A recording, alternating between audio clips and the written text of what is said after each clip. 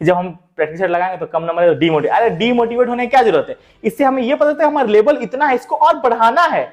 जब हम गलती करेंगे ही नहीं तो भाई सीखेंगे कैसे। तो जो गलती करता है वही तो आकाश में उड़ता है। बिना गलती किए और बिना हारे कोई भी इंसान जीतता नहीं है। जब आदमी हारता है तभी वो आदमी जीतता है। तो इसीलिए जब आप गलती कर रहे हो तो दुखी होने की जरूरत नहीं कि मैं प्रैक्टिस सेट लगा रहा हूँ, सॉल्व पेपर लगा रहा हूँ, मेरा नंबर ही नहीं आ रहा, मैं बहुत सारा दुखी हूँ। नहीं, 30 क्वेश्चन सही किया, 40 क्वेश्चन किया, मैंने 20 क्वेश्चन सही किया, नेक्स्ट डे आपको और मन में चैलेंज होगी, कल मैं फिर से सेट लगाऊंगा अप्रोक्स। आज मैंने कल मैं 25 नंबर रखा तो आज मैं 40 नंबर रखा हूं। इसके बाद दोस्तों और एक सेट लगाओगे तो आपको लगेगा एक एक करते करते करते करते किस दिन 160 में से 140 नंबर आने लगेंगे, आपको पता ही नहीं चलेगा। हिंद दोस्तों, एसएससी की नई भर्ती का ऑफिशियल नोटिफिकेशन आ चुका है और इसका विंटर एग्जाम के लिए मात्र ले दे के 3 महीना का टाइम बचा है। 3 महीना मतलब 90 दिन। 90 दिन के अंदर हम एसएससी के विंटर एग्जाम में कैसे 40 नंबर रख सकते हैं। देन दोस्तों, इसी के तहत मैं आप सभी के लिए 30 डेज चैलेंज वीडियो लेके आया हूँ। मैंने आप सभी के लिए टाइम टेबल बनाया है। जो भी बच्चा मैं 30 डेज चैलेंज वीडियो को एक्सेप्ट करेगा उसको इसी टाइम टेबल के अनुसार पढ़ना पड़ेगा 30 दिनों तक। अगर वो 30 दिनों तक इसी टाइम टेबल के अनुसार पढ़ाई करेगा तो एसएसजीडी के विंटर एग्जाम में 140 नंबर तो पूरा रखा हुआ है। जिसको कुछ भी नहीं आता हो ना वो भी दोस्तों 100-110 नंबर रखेगा, बस अगर इस टाइम टेबल उसने फॉलो कर लिया तो। ये टाइम टेबल टोटल 8 घंटा का टाइम टेबल है और मेरे दोस्त मैंने पूरा इजी तरीके से बनाया है। अगर इसे आप फॉलो कर लेते हो तो एसएसजीडी के विंटर एग्जाम में 140 नंबर तो भाई आएगा ही आएगा। और एग्जाम में सिर्फ नंबर नहीं लेके आओगे मेरे भाई, एग्जाम फोड़ के आओगे, 140 नंबर लेके आओगे। एसएसजीडी विंटर एग्जाम में कुछ भी नहीं है नंबर लाना, बस थोड़ा सा फोकस और थोड़ा सा डेडिकेशन और थोड़ा सा मेहनत और सिलेक्शन कंफर्म होगा एसएसजीडी के विंटर एग्जाम में। तो मेरे दोस्त कौन कौन तैयार है 30 डेज चैलेंज वीडियो को एक्सेप्ट करने के लिए, कमेंट सेक्शन में कमेंट जरूर करना। देन दोस्तों 30 डेज चैलेंज वीडियो का स्टार्ट आज से हो रहा है। तो देन दोस्तों सबसे पहले हमें एसएसजीडी के विंटर एग्जाम के लिए 4 सब्जेक्ट कवर करना पड़ेगा। GK, GS, math, reasoning and Hindi या इंग्लिश, ये चारों सब्जेक्ट हमें कवर करना है और 30 डेज के अंदर हम पूरे इसके सिलेबस को कवर करेंगे। देन दोस्तों वीडियो में आगे बढ़ने से पहले मैं आप सभी को कुछ चीज बताना चाहता हूँ। बहुत सारे बच्चे मुझे बोल रहे थे सर हमारा सिलेबस कंप्लीट हो चुका है एसएसजीडी का, अब हमें क्या करना चाहिए। जिन बच्चों का सिलेबस कंप्लीट हो चुका है उन्हें लगाना चाहिए प्रीवियस ईयर का सॉल्व पेपर। और दोस्तों आप कौन सा पब्लिकेशन का प्रीवियस ईयर का सॉल्व पेपर लगा सकते हो, तो मेरे ख्याल से दोस्तों आप फ्रीडम पब्लिकेशन का प्रीवियस ईयर का सॉल्व पेपर लगा सकते हो। इसमें आपको 120 सेट्स मिलने वाले हैं। 2019 से लेकर 2023 तक के पूरे क्वेश्चन कवर किया गया है। ये मैथ का है, ये इनके सामान्य ज्ञान की बुक है। देन दोस्तों ये इनकी हिंदी की बुक है और इसी के साथ दोस्तों इनकी रीजनिंग की बुक आ जाती है। ये चारों बुक दोस्तों प्रीवियस ईयर का सॉल्व पेपर है। प्रीवियस ईयर का जब क्वेश्चन का आप सेट लगाओगे सिलेबस कंप्लीट होने के बाद तो आपको प्रीवियस ईयर का पूरा क्वेश्चन का पैटर्न का नॉलेज हो जाएगा कि रीजनिंग में दोस्तों किस टाइप के क्वेश्चन आते हैं, हिंदी में किस टाइप के क्वेश्चन आते हैं, मैथ में किस टाइप के क्वेश्चन आते हैं। जब प्रीवियस ईयर क्वेश्चन का पैटर्न का नॉलेज होगा दोस्तों जब आप सेट लगाओगे तो आपका स्कोर और भी अच्छा आएगा। और देन दोस्तों जब फाइनल एग्जाम में जाओगे तो आपको पता चलेगा इसी टाइप के तो क्वेश्चन मैंने भाई सॉल्व पेपर लगाया प्रीवियस ईयर का, तो मुझे पैटर्न पता है, तो आपकी सिस्टम पूरी मदद कर देगी। तो जिन बच्चों का सिलेबस कंप्लीट हो चुका है उन लोगों को लगाना चाहिए प्रीवियस ईयर का सॉल्व पेपर। ठीक है, अब आते हैं अपने टॉपिक पे करेंगे। बहुत सारे बच्चे जिसका अभी तक सिलेबस कंप्लीट नहीं है।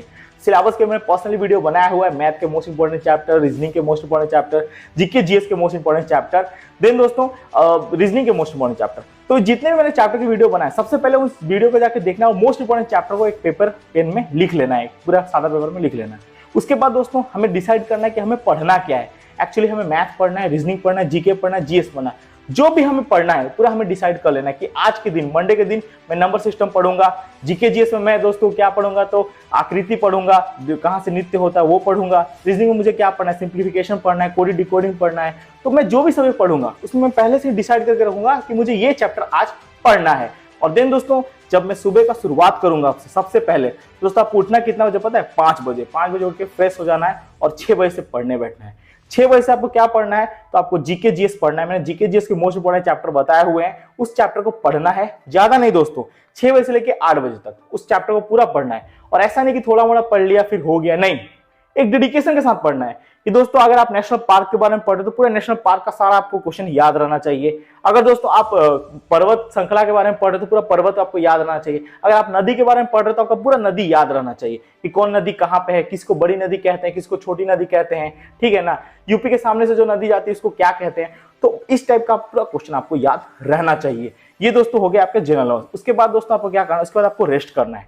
8 बजे से लेकर 9 बजे, 9 बजे से लेकर 10 बजे तक आराम से खाना पीना खा लो, फ्रेश हो जाओ, माइंड को फ्रेश कर लो। अब इसका मतलब ये नहीं कि आप मोबाइल पकड़ के बैठ गए, हाय बेबी क्या कर रही हो, खाना खाया कि नहीं, दारू पिया कि नहीं, तो इस टाइप के मैसेज नहीं करने हैं। इसके बाद दोस्तों आपको प्रॉपर खाना खाना है, दिमाग शांत रहना चाहिए। ऐसे नहीं कि फालतू मोबाइल टिकटॉक ये लौड़ा लहसुन देख रहे हो तो कुछ नहीं होगा। माइंड को खाली रखना है, देन दोस्तों पढ़ाई में फोकस करना है। इसके बाद आपको क्या करना है, इसके बाद दोस्तों आपको 10 बजे से लेके 12 बजे तक मैथ के प्रैक्टिस करने। मैथ के मैंने मोस्ट इंपोर्टेंट चैप्टर बताया हुआ है, आपको फोकस करना है कि मैथ में पढ़ना क्या है, एलसीएम पढ़ना है, परसेंटेज पढ़ना है, ठीक है, प्रॉफिट लॉस पढ़ना है, पढ़ना क्या है, और जो भी आपका दोस्तों चैप्टर है उसी को पढ़ना है। माइंड में आप सुबह ही सोच लेना कि ये चैप्टर कब होगा, तो अपने प्रॉफिट लॉस पढ़ा, प्रॉफिट लॉस के पूरे चैप्टर को कवर करना है और उसको 10 बजे से लेकर 12 बजे तक अप्रॉक्स अच्छे से पढ़ाई करनी है और डेडिकेशन के साथ। ऐसा नहीं काम चोरी, अगर नहीं भी आया ना तो बार बार प्रैक्टिस करनी, बार बार सीखना है, सोल्यूशन देखना है किस टाइप के प्रॉब्लम का सोल्यूशन हो रहे हैं। अगर ऑनलाइन किसी टीचर से पढ़ रहे हो तो भी ठीक, कोई दिक्कत नहीं। वो टीचर जो भी क्वेश्चन बनाए, टीचर ने तो आपको पढ़ा दिया, बट टीचर का ज्यादा क्वेश्चन को प्रैक्टिस करना आपकी जिम्मेदारी है, तो उसको बार बार प्रैक्टिस करना है। इसके लिए आप दोस्तों 10 बजे से 12 बजे का टाइम आपके लिए सफिशिएंट है। इस टाइम के अंदर मैथ को ज्यादा फोकस करना है और मैथ के सारे प्रॉब्लम सोल्यूशन को पढ़ना है, और जो भी अगर चैप्टर कमजोर उस पर ज्यादा फोकस करनी है। इसके बाद दोस्तों आप क्या है, 2 बजे तक दोस्तों 12 बजे आप बैठ गए, उसके बाद 1 से लेकर 2 तक आराम से आपने खाया पिया, जो आपको करना था कर लिया, 1 घंटा तक रेस्ट, खा पी के आराम से बैठ जाओ पढ़ने के लिए। फिर आपको बैठना है 2 बजे से 2 बजे से लेकर 4 बजे तक अप्रॉक्स हमें रीजनिंग में फोकस करना है। देखिए रीजनिंग एक बहुत इजी सब्जेक्ट है और यहाँ पे सबसे ज्यादा स्कोर लाया जा सकता है अगर थोड़ी सी मेहनत की जाए, ज्यादा नहीं थोड़ी सी मेहनत की जाए। हम लोग क्या सोचते हैं ना, पहले ही हम लोग हार मान लेते हैं। देखो अप्रॉक्स में बताऊँ एसएसजीडी के विंटर एग्जाम में जो 4 सब्जेक्ट है, इसमें 2 सब्जेक्ट बहुत ही हाई स्कोरिंग है, 2 सब्जेक्ट बहुत ही इजी है। अगर 2 सब्जेक्ट में ज्यादा फोकस करें ना तो 80 नंबर तो घर में रखे हुए हैं। सिर्फ आधा घंटा के अंदर हम एसएसजीडी के विंटर एग्जाम में 80 नंबर रख लेंगे। ठीक है, मैथ थोड़ा हार्ड है, जीके जीएस थोड़ा हार्ड है, मैं मानता हूं, बट रीजनिंग हो गए या दोस्तों आपके हिंदी हो गया, बहुत ही इजी है। मैंने इसके चैप्टर बताया हुआ है, जल्दी उस चैप्टर को जाकर कवर करो, देखो कितना अच्छा नंबर आ रहा है, हिल जाओगे अंदर से, इतना अच्छा नंबर आएगा मेरे भाई। तो उसको दोस्तों कवर करना है। रीजनिंग के चैप्टर में आपको क्या पढ़ना है दोस्तों, कोडिंग डिकोडिंग पढ़ना है, ठीक है, आकृति गिनने वाला पढ़ना है या क्या पढ़ना है, तो आप वो डिसाइड कर लेना और उसको कवर करना है। रीजनिंग के लिए ज्यादा नहीं दोस्तों, 2 घंटा आप दोगे ना पर डे, रीजनिंग आपको और आसान लगने लगेगा, मजा आएगा पढ़ने में। और जब नहीं दोगे तो फिर वही नाच मेरी बुलबुल, तुझे पैसा मिलेगा, रील्स देखने में मजा आएगा, बट रील्स देखते देखते कब तक आपका जिंदगी खत्म हो जाएगा पता ही नहीं चलेगा। आपकी वैसे जी विंटर एग्जाम के देख रहे हो ना, कितने बच्चे फॉर्म भरना चाहते हैं बट फॉर्म नहीं भर पा रहे क्योंकि इलेक्शन मिला ही नहीं है, क्योंकि जब एज था तब वो और कुछ कर रहे थे। तो भाई मौका मिला तो मौका कभी गंवाना नहीं चाहिए। इसके बाद आपको 6 बजे से लेकर 8 बजे तक हिंदी पढ़नी चाहिए, और हिंदी के लिए भाई प्रॉपर टाइम है, हिंदी आराम से, ज्यादा नहीं, 6 से लेकर 8 बजे तक आप हिंदी पढ़ लोगे तो आपके हिंदी का अच्छा दोस्तों खासा नॉलेज हो जाएगा। हिंदी को इतनी हार्ड भी नहीं है और ना ही उतनी नॉर्मल है, बट हिंदी आप पढ़ लोगे तो कोई भी दिक्कत नहीं, आराम से आपका हिंदी कवर हो जाएगा। इसके बाद 8:30 से लेकर 10:30 तक आपको प्रैक्टिस सेट लगाने हैं।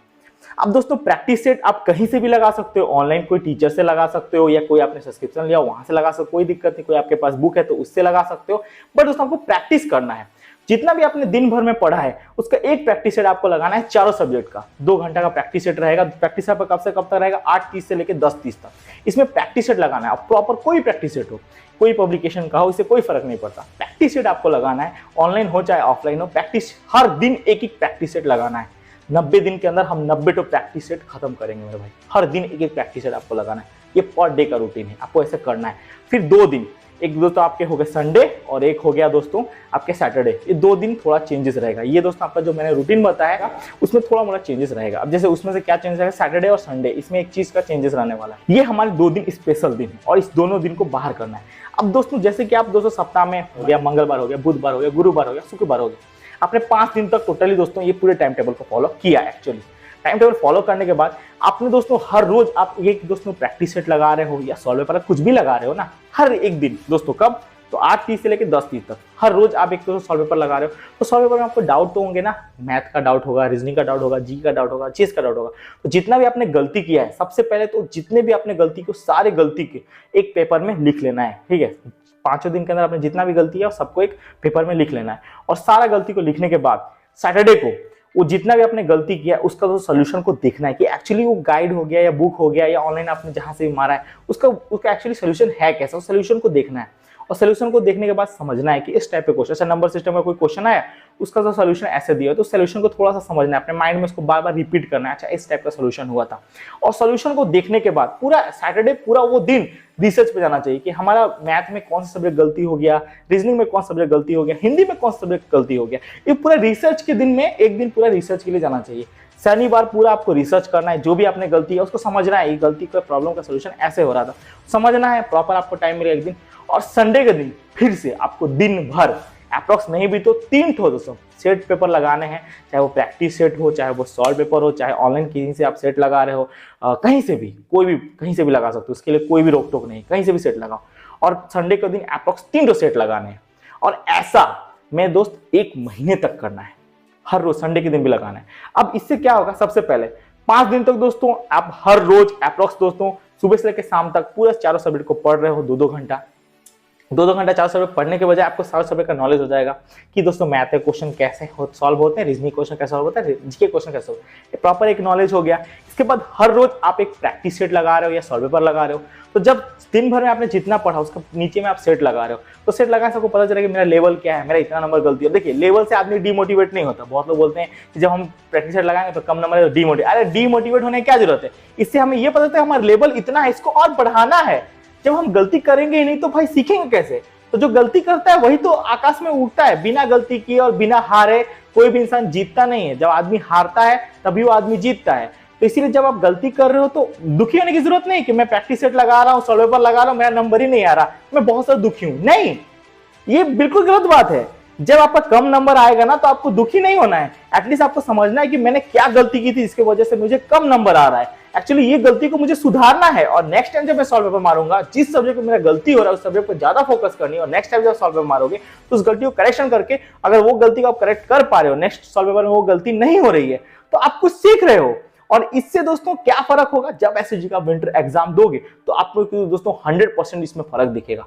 और देखिए इसमें मेन चैलेंज है ना, चारों सब्जेक्ट कंप्लीट करना और 60 मिनट के अंदर एग्जाम देना। 60 मिनट के अंदर 80 क्वेश्चन अटेंड करना, ये बहुत बड़ा एक टास्क है। इसके ऊपर मैं एक नेक्स्ट वीडियो बना के दूंगा, बहुत बड़ा टास्क है। तो मेन दोस्तों आपके हर रोज आपका प्रैक्टिस, आप पढ़ भी रहे हो बुक को, एक प्रैक्टिस भी लगा रहे हो, और शनिवार के दिन इसको पूरा आप रिवाइज कर रहे हो कि किस टाइप से क्वेश्चन आए थे, क्या है, पूरा आपको क्वेश्चन का पैटर्न का नॉलेज पड़ जा रहा है और क्या सोल्यूशन हो रहा है उसको आप समझ रहे हो। और संडे के दिन आप फिर से प्रैक्टिस कर रहे हो, और संडे के दिन भी जो आपका प्रैक्टिस कर रहे हो उसमें आपका कितना नंबर हो रहा है, इस सबको एक पेपर में लिखना है पर डे, 3 महीने तक लिखना है। बट एक्चुअली ये 1 महीना का, 1 महीने के बाद मैं और एक आपको टाइम टेबल लेके आऊंगा। ये आपके चैलेंज है आप सबके लिए, तो लिखना है। और इससे हर रोज आपको पता चलेगा आप कितना क्वेश्चन सही करो। आज प्रैक्टिस सेट में कितना क्वेश्चन सही हो, 80 क्वेश्चन में से मैंने 30 क्वेश्चन सही किया, 40 क्वेश्चन किया, मैंने 20 क्वेश्चन सही किया। नेक्स्ट डे आपको और मन में चैलेंज होगी, कल मैं फिर से सेट लगाऊंगा अप्रोक्स, आज मैंने कल मैं 25 नंबर रखा तो आज मैं 40 नंबर रखा हूं। इसके बाद दोस्तों और एक सेट लगाओगे तो आपको लगेगा कि कल भाई 40 नंबर रखा था, आज मैं 45 नंबर होगा। अगर 2 नंबर 1 नंबर रोज ऐसे बढ़ता रहेगा ना, तो एक एक करते किस दिन 160 में से 140 नंबर आने लगेंगे आपको पता ही नहीं चलेगा। मजाक नहीं कर रहा, किस दिन आने लगेंगे पता ही नहीं चलेगा। लेकिन उसके लिए आज मेहनत करनी पड़ेगी मेरे भाई, और आएगा, मुझे विश्वास है। अब 30 डेज चैलेंज एक्सेप्ट करके तो देखो, अगर नहीं आए तो फिर बोलना सौरभ भैया आपने क्या बताया था। मेरे दोस्त इस सारे टाइम टेबल मैंने बनाए हैं, मैंने, और एसएसजी का एग्जाम मैंने क्वालिफाई है, 35 नंबर तक रखा है। तो मुझे पता है एक्चुअली जब मैं टाइम टेबल बना रहा हूं ना, तो वो टाइम टेबल जो क्वालिफाई, मतलब जो बच्चा पकड़ ले इस टाइम टेबल को, उसका आना ही है नंबर और सिलेक्शन होना ही है। और मैं बहुत शानदार टाइम टेबल बनाता हूँ, मेरे से कोई टाइम टेबल बनाने वाला ही नहीं होगा यूट्यूब पे। शानदार टाइम टेबल, और इस टाइम टेबल को जो जो फॉलो किया आज तक उसका नौकरी कंफर्म हुआ है एसएसजी के विंटर एग्जाम में। कोई काटने वाला नहीं है, भले वो फिजिकल में कट जाए, भले वो मेडिकल में कट जाए, वो अलग बात है। एग्जाम में तो किसी का बाप काटने वाला नहीं है, बट उसको फॉलो करना पड़ेगा, उसको मेहनत करना पड़ेगा, काम चोरी नहीं करनी पड़ेगी। अगर हम मोबाइल में फोकस करेंगे तो हमें मोबाइल का स्क्रीन दिखेगा, हमें मोबाइल के अंदर नाचती हुई लंगी लंगी लड़कियां दिखेंगी। हम दोस्तों अगर फोकस करेंगे यूट्यूब के ऊपर तो हमें बहुत सारे लोग दिखेंगे जो कि गाली बक रहा है, कोई बाइक राइडिंग कर रहा है, कोई नाच रहा है, कोई गा रहा है, उससे हमें 2 रुपए का फायदा नहीं है। लेकिन अगर हम अपने करियर के ऊपर फोकस करेंगे तो हमारे फैमिली का लाइफ भी सुधर जाएगा।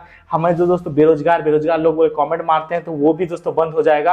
और जब वर्दी चढ़ेगी बदन पे तो एक अलग टाइप का एटीट्यूड होगा। आज पॉकेट में 10 रुपया नहीं है खर्चा करने के लिए, तो कल पॉकेट में भाई 20-25 हजार रुपया होंगे। खर्चा करने जाओगे ना तो कहीं सोचना नहीं पड़ेगा कि 10 रुपये अगर सिंघाड़ा खा लेंगे तो कल भाई क्या करेंगे, कल कैसे जाएंगे टेम्पू से, कल कैसे घर का खर्चा चलेगा। सोचना नहीं पड़ेगा कोई चीज खर्चा करने से पहले।